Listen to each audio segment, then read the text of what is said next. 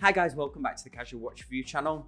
The Paul Newman Rolex Daytona, arguably one of the most iconic watches of all time. I had access from the vaults at Bob's Watches to look at a magnificent example with that Panda Paul Newman, as it's affectionately known, dial. So let's flip the camera around. I'm really excited to do this review. Let's get started.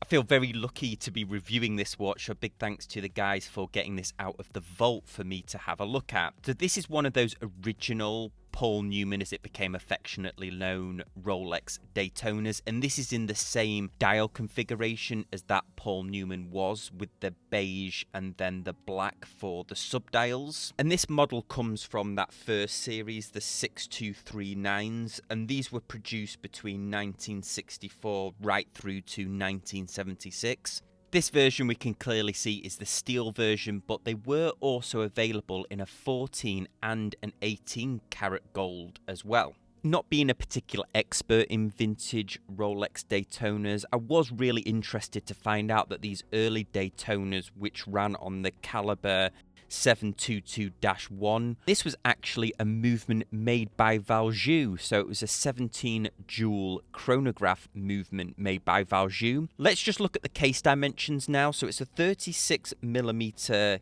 case, 14mm thickness, and it has a 19mm lug width, so certainly smaller than the current line of Daytonas. This watch is probably the most expensive watch that I've been lucky enough to review on the channel. Although this particular one isn't for sale, Bob's do have another version, although it's the reverse Panda, and that's for sale for $240,000. So if you'd bought this watch new in the 60s, you would have made a significant return on it, especially now with the newfound popularity of this model. This definitely has to be the most nervous I've ever been handling a watch when I've been reviewing it. One thing that does strike me about this watch when you do pick it up, and I'm not going to be handling it for a long time, is how light it is. It's much lighter than I was expecting it to be. I think that's partly due to the overall dimensions of the watch, but the included Jubilee bracelet as well. So this is one of those original Jubilee bracelets we can see here. A bit of stretch as you'd expect, and then the clasp on here is just that stamped metal clasp, not machined like we're used to seeing on the modern Rolex Daytona line of watches. Very light, but also a very wearable size as well. And then looking at the side, we can see the pump pushers. We're used to seeing the screw down pushers on modern Daytonas, but these original ones had pump pushers similar to the Omega Speedmasters. And then also on the side here, we can see those nicely drilled lugs as well as that signed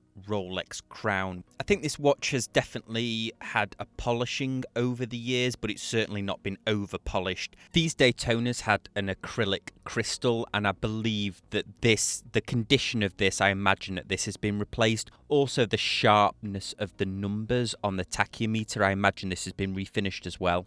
Looking at the dial now, and of course this is one of my favourite parts, it's still in great condition for its age. That vivid beige colour, those distinctive black subdials featuring that very reminiscent of Art Deco font.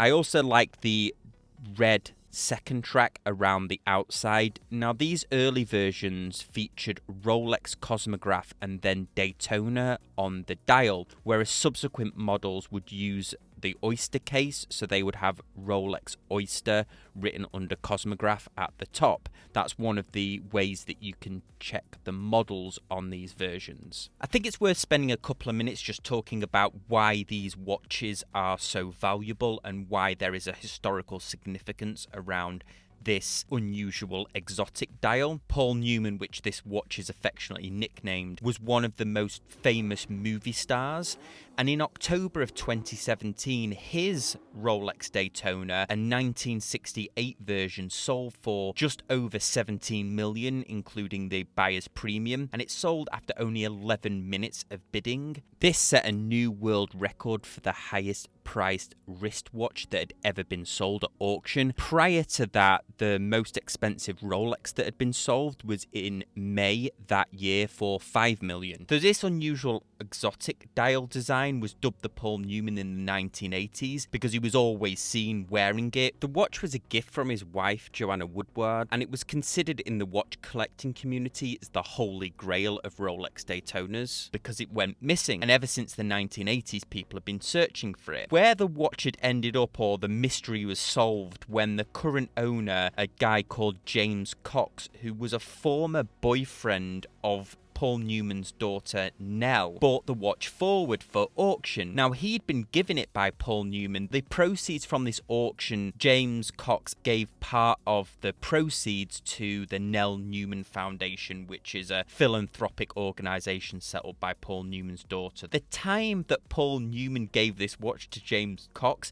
it was estimated that they were selling for around $200. So that auction for that Paul Newman took what was quite a sought-after watch, but really accelerated the value. That's why models, especially ones in this condition, are governing such a high price. So in summary, just a really cool watch to be able to get my hands on for review. Certainly the most expensive watch that I've ever reviewed on the channel. I will say though, however, if I owned this watch, I would be extremely nervous about wearing it outside.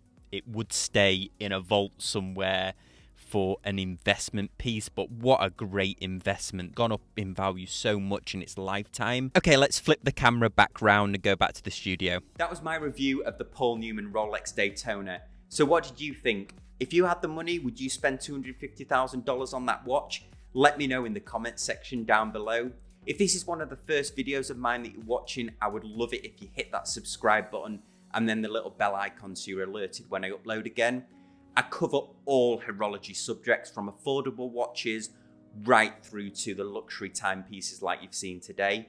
If you want to contact me directly, you can contact me on any of these social media links or directly at thecasualwatchreviewer@gmail.com.